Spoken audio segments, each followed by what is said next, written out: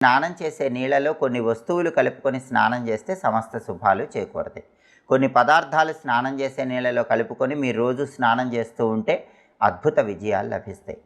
వాటిలో ముఖ్యమైనది పసుపు. ప్రతిరోజు చిటికెడు పసుపు నీళ్ళలో కలుపుకొని స్నానం చేస్తే గురుబలం పెరుగుతుంది, ఆర్థికంగా బాగుంటుంది, వివాహ ప్రయత్నాలు అనుకూలిస్తాయి, ఉద్యోగపరంగా అభివృద్ధి కలుగుతుంది. అలాగే రోజు వాటర్ కానీ గులాబీ రేకులు కానీ రోజు స్నానం చేసే నీళ్ళల్లో కలుపుకొని స్నానం చేస్తే శుక్ర బలం పెరుగుతుంది. సినిమా టీవీ రంగాల్లో, సంగీత నాట్య రంగాల్లో అవకాశాలు బాగా కలిసి వస్తాయి. భార్యాభర్తల మధ్య గొడవలు తగ్గిపోతాయి.